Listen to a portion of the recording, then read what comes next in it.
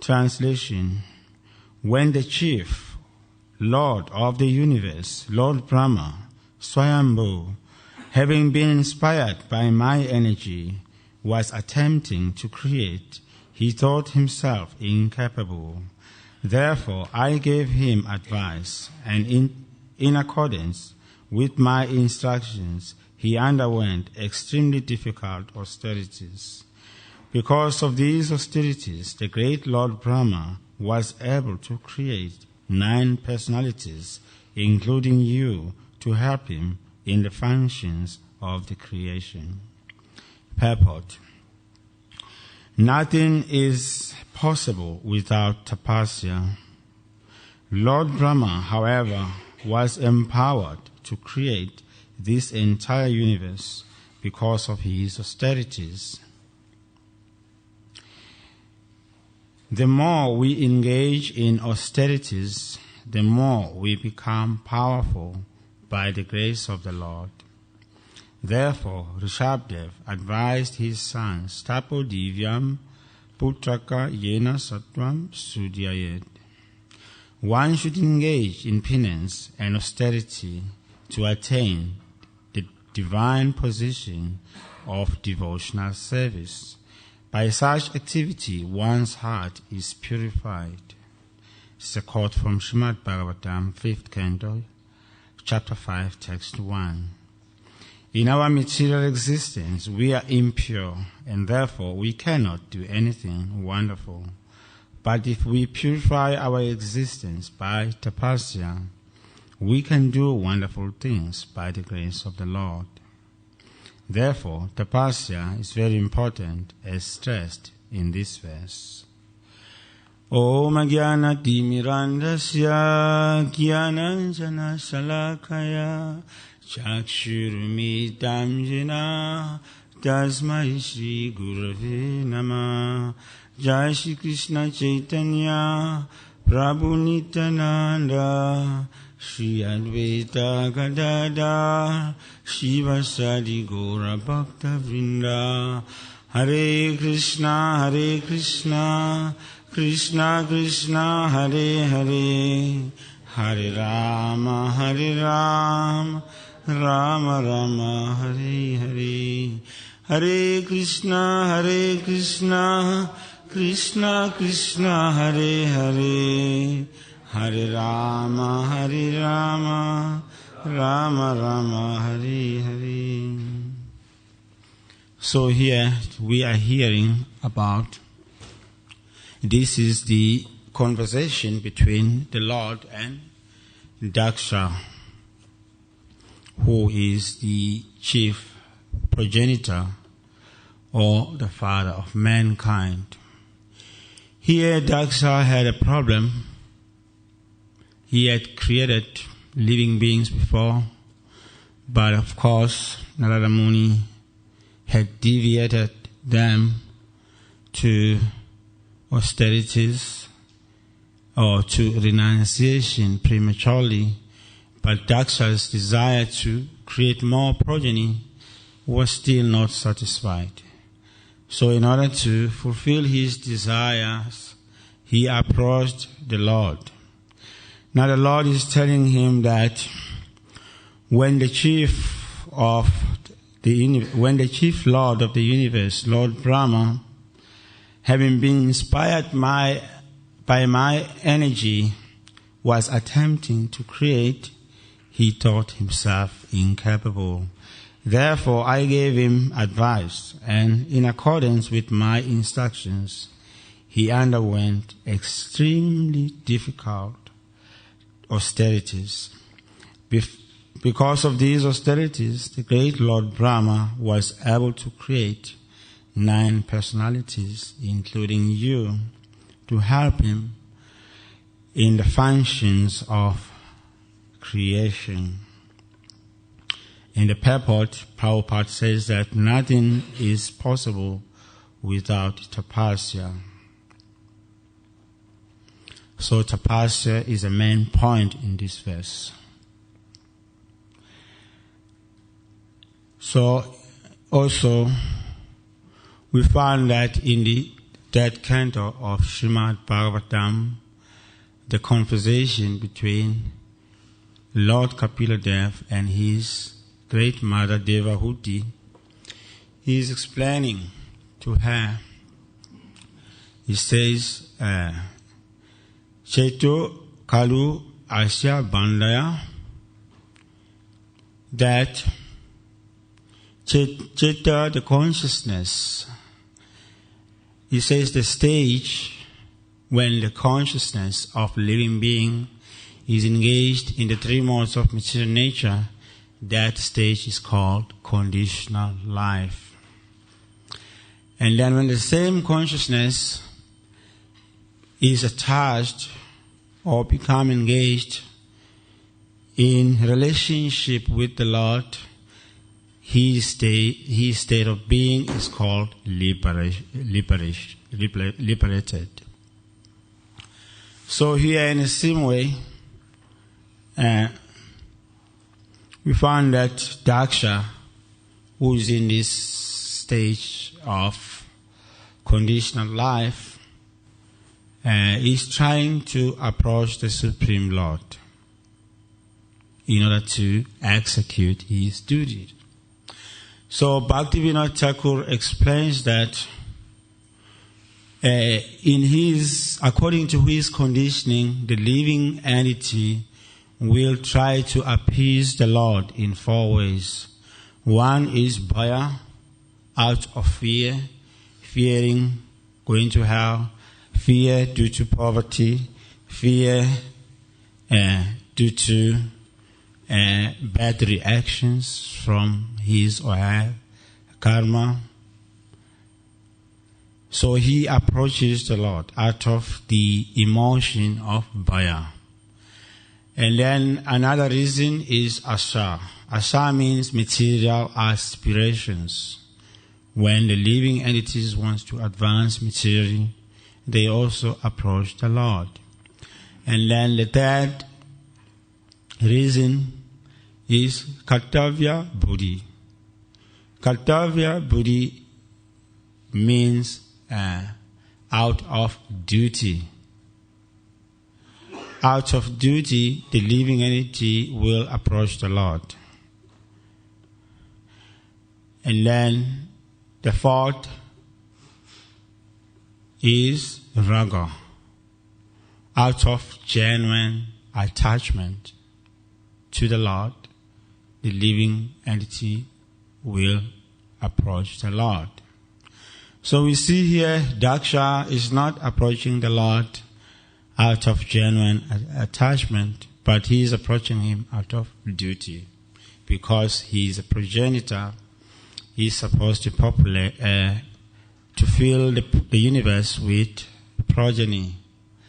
And in his attempt, his endeavors were thwarted by Narada Muni. Now he is approaching the Lord so that he could successfully perform his duties.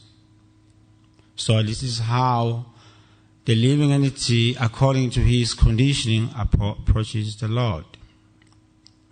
Bhaktivinoda Thakur explains that up until he comes to rag or genuine attachment, his devotion cannot be considered pure. He can rise to pure devotion service when he, out of genuine attraction to the Lord, approaches the Lord. In that way, there could be a wonderful reciprocation. Just as we see Arjuna. Arjuna is approaching Krishna. Arjuna is coming to the battlefield as a very brave and enthusiastic warrior.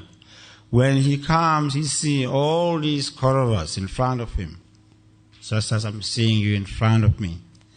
So he came and he saw them face to face, and he began to think, how will I rule the universe, having killed all these personalities? How it will be to live without Bhishma and Drona, who are worthy of my worship. And then when he thought like this, he began to tremble. And his Gandiva bow fell from his hand. And he approaches Krishna. And he says, "O Janardana, I've heard by disciplic succession that those who destroy Skula Dharma, family traditions, dwell in hell always." In other words, he is questioning Krishna. How is it that you as Janardana means one who protects the people, how is it that you are engaging me in this ghastly civil war where I will be destroying all these great personalities? So Krishna is a protector of people, just as we see here also in this case, he is protecting Daksha. Janardana means the protector of people. And then he uses words like Madhusudana. He says, "Oh Madhusudana, why are you trying to engage me in this ghastly civil war?" Madhusudana comes from Madhu. There was a demon Madhu that Krishna killed. So here Arjuna, in addressing Krishna as Madhusudana, he's pointing out to the Lord in a very friendly way that you have killed Madhu. It was okay. Madhu was a demon. But now you are asking me to kill my Guru, Dronacharya and Bhishma. They are not demons. This indeed is a very bad instruction. But actually the Acharyas explain that Madhusudana or Madhu actually also means the bee. And the bee produces honey. And honey is very much loved by the people. Like they say in the West, money is honey because it's sweet as honey. But actually, Madhu also refers to fruitive activities that the living entity is attached to. So the Madhu demon was the Acharya in enjoying this world.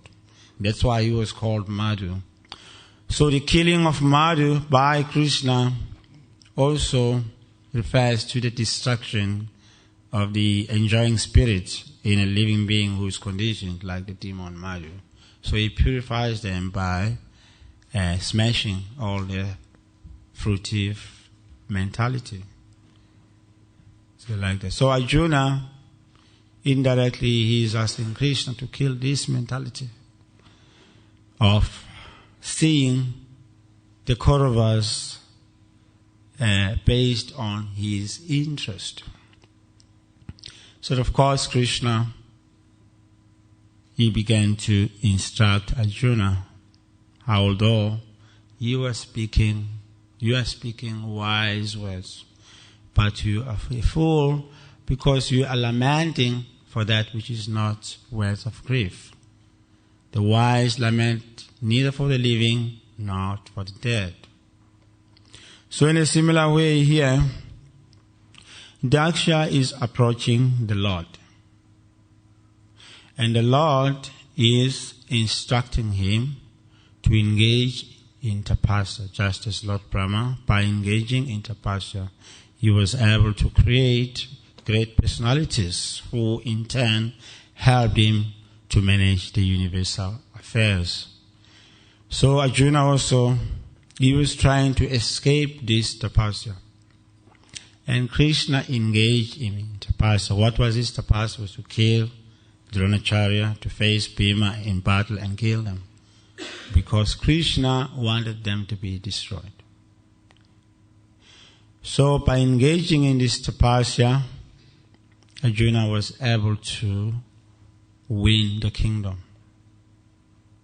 There was no other way by which Arjuna could win the kingdom except fighting and killing all these personalities. That was tapasya for him. So in a similar way here, the Lord is asking Dasya to engage in tapasya. So this is the main point here in this verse. Tapasya. We see that in the beginning, in the ninth chapter of the second canto, Brahma was also confused as to what is his duty, why was he born out of the lotus flower. So in that state, the Lord also gave him instructions that you perform tapasya. And then he explained that this tapasya actually is the energy by which I create, and by the same energy I maintain the universe. So in that way, if you want to create also, you should engage in tapasya. And then Lord Brahma engaged in tapasya. As a result, he was able to create. So this is the point about tapasya, that tapasya is an energy of the Lord by which he creates. He explains that in the 9th chapter of this second canto to Lord Brahma. So without tapasya, Prabhupada says that nothing is possible without tapasya. So tapasya actually refers to those activities that are compulsory. According to Manu Samhita, there are two activities. There are activities that are compulsory, and there are activities that are optional. Optional activities refers to activities within the Varnashram Dharma, the Varnashram system. And then optional activities refers to the activities like tapa, dana, etc., performing austerities, giving, charity, because these activities are meant to elevate the Jivatma above the three modes of material nature. Whereas the activities that are optional, they are within the three modes of material nature. So that is why here tapa is recommended for Daksha in order for him to be successful in executing his duties. So in this book by Burujana Prabhu, there's one book called My Glorious Master. I was just reading it in Dubai in March. So in that book, Prabhupada, he explains so many things. One thing that he's explaining is that it's very difficult to advance unless a devotee rises above the mode of passion and ignorance, at least act in goodness. Because in goodness things, Prabhupada explains that they become clear. So Prabhupada was walking in one temple and he saw a deity toilet as he was passing through smelling. So then immediately he turned to his leaders. He said, you didn't smell that obnoxious toilet. What's wrong with you? He gave an example of fire and water. He says that when fire comes in contact with water, there will be a reaction. He said that in a similar way, when the mode of ignorance comes in contact with the mode of goodness, there will be a reaction. In other words, someone who is in mode of goodness, when he comes in contact with someone who is in mode of goodness, comes in contact with passion or tamaguna, he will react. He said that if you don't react, that means you have the same quality. He says it means you have the same quality. It's just like when fire meets fire, there is no reaction. But when fire meets water, there is a reaction because of differences in quality. So he was explaining that when we remain in the mode of passion and ignorance, it's very, very difficult to advance in spiritual life. So in a similar way, here, Daksha is advised to engage in tapasya because tapasya helps one to rise above the three modes of material nature. It's like we get up in the morning, that's against us.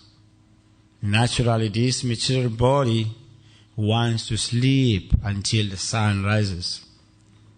Yes, but when we engage in devotion service, under the instructions of the spiritual master, he instructs us to get up in the morning for Mangal Arati and engage in chanting japa and worshipping the Supreme Lord that keep us in the mode of goodness.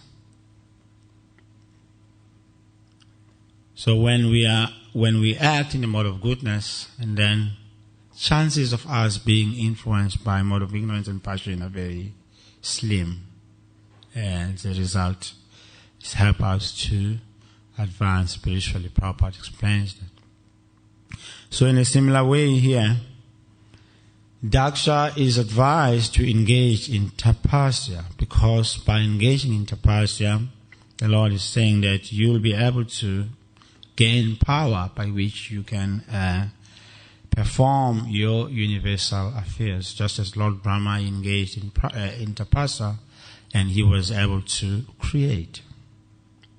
Because this tapasya is the energy by which the Lord create and maintain the universe, according to the second canto of Srimad Bhagavatam. So many personalities have engaged in tapasya before. One of them is Hiranyakashipu. Hiranyakashipu, he performed tapasya, but his tapasya was within the three modes of material nature. In other words, he wanted to gain material powers by which to rule the universe. For the first time he did tapasya, the universe got disturbed. And then the demigods were worried. And then Narada Muni and another sage, they told Lord Brahma that we will disturb Hiranyakashipu. So immediately they transformed themselves into parrots, and then they came to the area where Hiranyakashipu was performing austerities, and they were chanting the names of Narayan. So when he heard this, he was disturbed. Who are these people chanting the names of Narayan? Immediately he went home. So when he went home, he met his wife, and his wife was wondering, "My Lord, why have you come back so early?"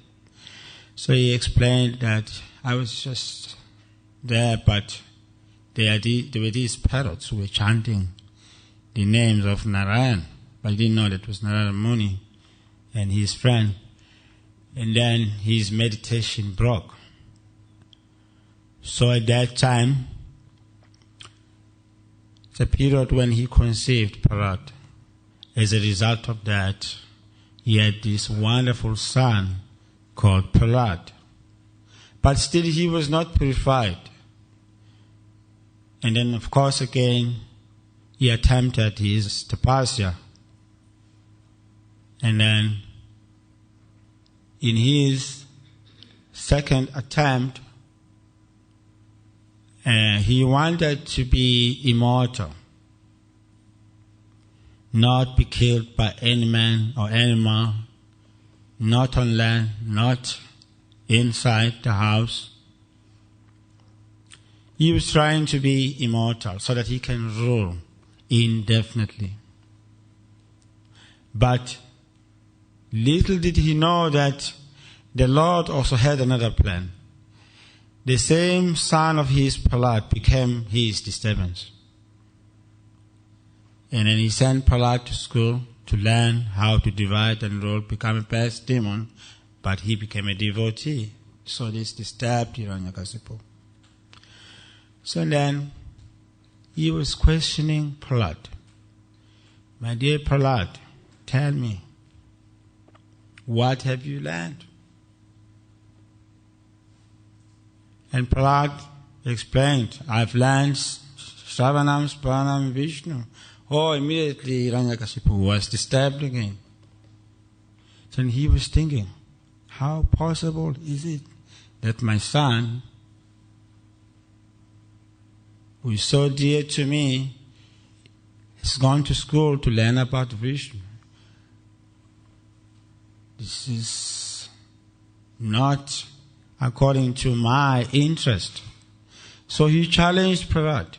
Prahlad, you're such a small boy. How dare you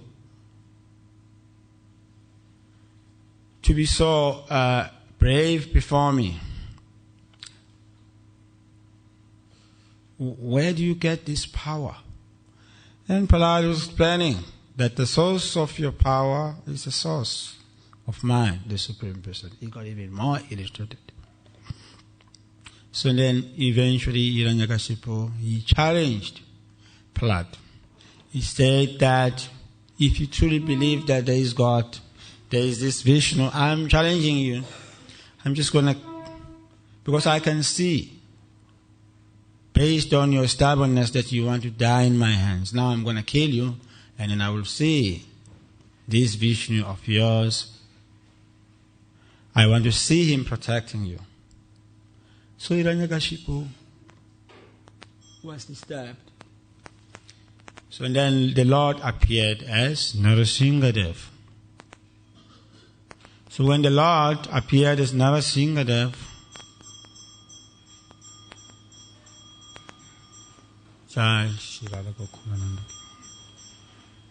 the Lord did not appear in a very usual form, but this form of half lion, half man was very complicated. And Hiranyakasipu was thinking, who is this creature? Anyway, I'm Hiranyakasipu. I'm gonna kill him. So the Lord did not have his chakra, but the chakra of the Lord is manifested in a form of the nails. Hiranyakasipu, through his tapasya, he thought that he could avoid the chakra of the Lord by saying that I should not be killed by any weapon, not by any man. But the chakra of the Lord is the nails. So the chakra manifested as the nails and destroyed Hiranyakashipu's tapasya. Because this tapasya is meant to help the living entity engage in the service of the Lord. It is not meant to help the living entity to destroy the universe. So when tapasya is performed for gaining power over people in the material world by the demons, and then the Lord takes away that tapasya and he destroys those demons. But when the same tapasya is employed by the devotees in relation to devotional service, and then the Lord encourages that tapasya, just as we see in the case of Prajapati Daksha and also Lord Brahma. Because that tapasya is the energy by which the Lord maintains, is the energy by which the Lord created the universe. But when it is used by the demons to destroy the universe, and then the Lord immediately takes that tapasya away, just as he took Hiranyakasipu's tapasya. So this is the purpose of tapasya, that it is meant to help the living entity appease the Lord through using his energy in devotional service. So this is another point here regarding tapasya. So many people engaged in tapasya before, even the demons. But the aim was not to please the Lord or engage tapasya in devotion service, was to establish themselves as the lords of the material world. As a result, they were unsuccessful. Whereas many devotees engaged in tapasya and they were elevated from the three modes of material nature.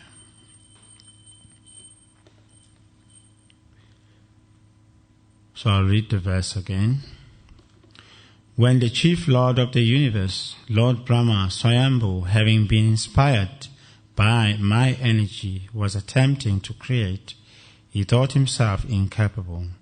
Therefore I gave him advice, and in accordance with my instructions, he underwent extremely difficult austerities. Because of these austerities, the great Lord Brahma was able to create 9 personalities, including you, to help him in the function of the universe. So we request any comment.